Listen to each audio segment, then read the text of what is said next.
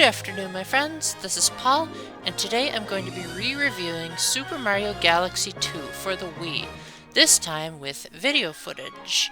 Super Mario Galaxy 2 was originally intended to be an expansion to Super Mario Galaxy, and it shows, because this game uses the same controls, the same engine, most of the same graphics, a lot of the assets, and even some of the music is recycled. But that's definitely not a bad thing, as Super Mario Galaxy was a masterpiece, and I don't think too many people expected that a numbered sequel to a specific 3D Mario game would occur within 3 short years of the original's release.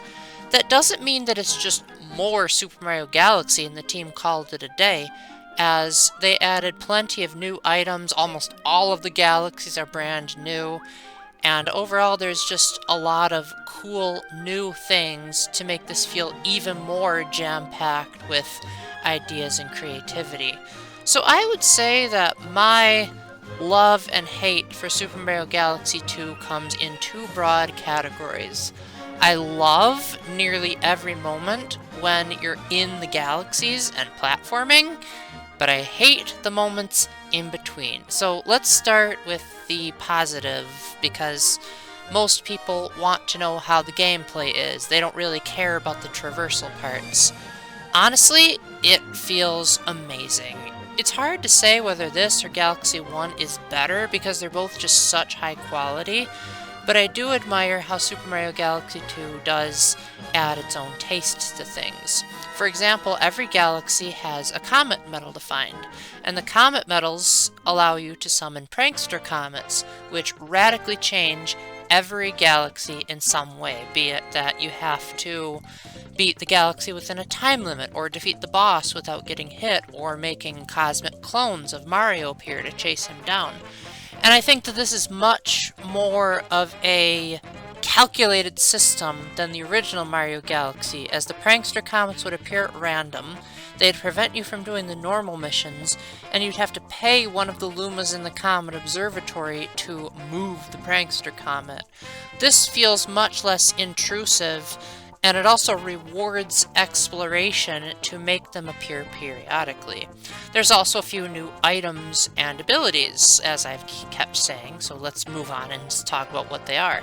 My favorite is the Cloud Mushroom, which gives Mario 3 cloud platforms that he can summon by shaking the Wii Remote. So in a platformer, you can summon more platforms. That is like so genius, and I wish more platformers would do something like this, because not only does that have cool gameplay mechanics, but it can also serve as kind of a my first platformer approach to people that might be newer to platformers. Now you can only create 3, but usually in galaxies where the cloud flower are, they usually have cloud flowers scattered about so that you can refill those clouds. So you don't need to be too stingy with hanging on to clouds, especially if you're good at the long jump. There's the Rock Mushroom, which lets Mario turn into a boulder at the shake of a Wii Remote, and he can bowl over things.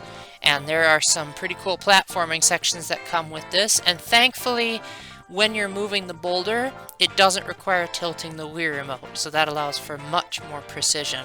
Then there's the Drill, which allows Mario to drill through one side of the planet to another. This leads to some of the coolest puzzles in the game.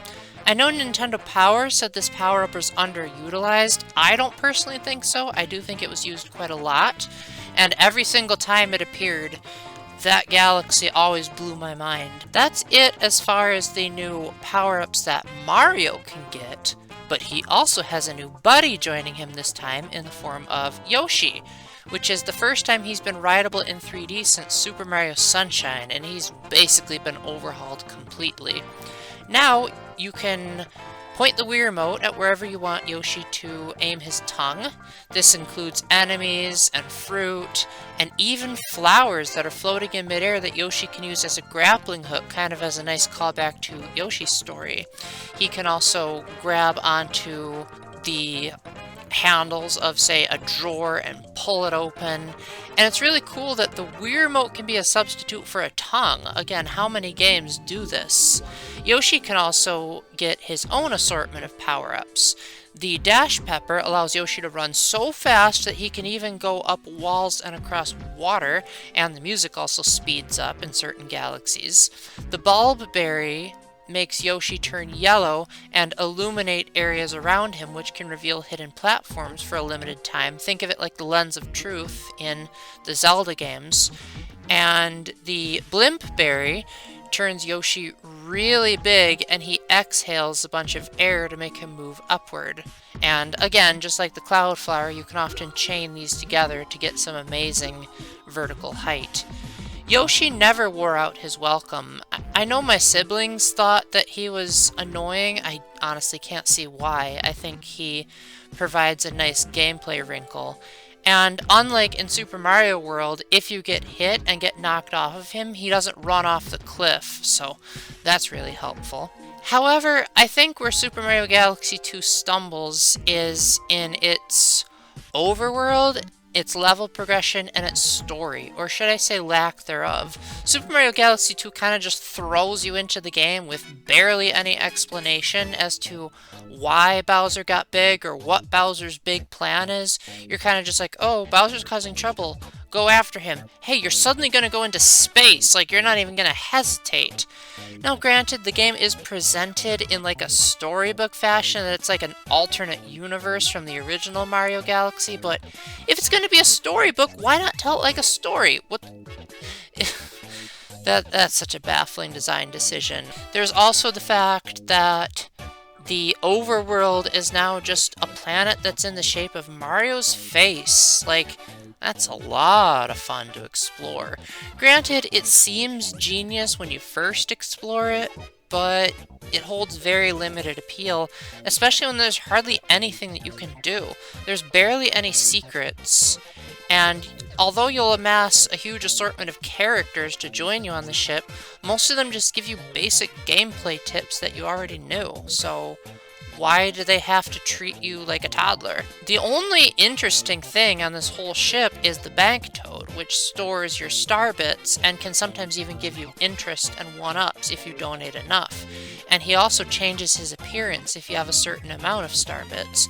What's cool about this is that you can even share your star bits with players on other save files, which, again, why don't more games do this? It's amazing how many things Mario Galaxy 2 does that other developers haven't learned from. But apart from that, you kind of just want to hurry up and get to the panel next to the steering wheel so that you can get to the world map, which is even more boring. Because instead of having observatory domes like in the Comet Observatory, you now just get a yellow line that lets you progress to the next galaxies. Sometimes there are branching paths. Ooh, so original. And this just feels so boring. Like, it lacks a lot of the personality that the original Super Mario Galaxy had. It removes a lot of the tension and awe and wonder of the first game in favor of, let's just move it along, people. Come on. Nothing to see here. Just keep on going. The story is basically non-existent, so you don't have any emotional stakes in the storyline. You don't have an amazing backstory for Rosalina, or any of the characters for that matter. Her replacement, Lubba, just tells a bunch of lame jokes that even make my jokes seem hilarious. And overall, I think that Super Mario Galaxy 2 suffered way too much from Shigeru Miyamoto having such a hatred of storytelling in Mario games that I think people will remember Super Mario Galaxy 1 more for its lore and its implications on the greater Mario series and making people tear up from Rosalina's backstory,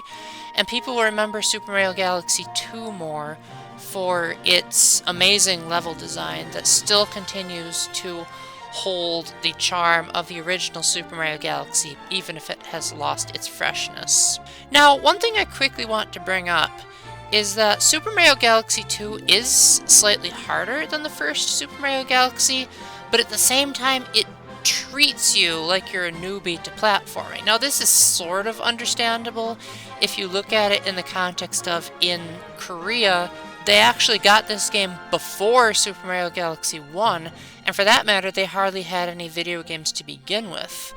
So, in some regions, it actually came with an instructional DVD teaching you how to use the control stick. And while I get it, for that country, it makes sense, but for the rest of the regions, to have the game littered with opportunities for the game to say, "You stink, let me teach you how to do it." Just to name a few examples, there are lots of signposts that often teach you, again, stuff that you already knew, such as run really fast and do a long jump, or a billboard that literally gives you a video on how to proceed through an area. And perhaps the worst part is the super guide is back. If you've died enough times on certain galaxies, then a shadowy version of Rosalina will appear and offer to possess your character so that she can solve the course for you. Now, admittedly, you can jump out of Rosalina's guidance once you get past the hard part, but you'll only get a bronze star instead of a gold one if you beat the challenge. So I wish that you had the option to turn this off, so that if you're a seasoned player and you don't like the game rubbing in that its challenge is too hard, that you can just turn it off. And I think future Nintendo games have definitely learned from this, as you take games like Tropical Freeze, where the super guide doesn't appear at all. But that's just a problem with Nintendo games in general, is they typically don't have an options menu, and I definitely wish they would have, because it would have been nice for this game's amazing music to only be playing and to be able to get rid of the sound effects. So with that, I think that once you get past the boring navigation, the horrendous lack of story, and the egregious hand-holding, Super Mario Galaxy 2 has quite a few new ideas, and it still feels like a very fresh and exciting game. If you've played the first game, get ready for lots more memorable moments. Before I close off, I'd like to thank my patrons Matthew Rakowski, Sploon Ghost, and Splatcat for supporting me. The link will be in the description if you would like to join my Patreon. Let me know down in the comment section what you think, and if you have any concerns or critiques or questions. And until the next time, remember to keep the faith, stay epic, and God bless. Bye!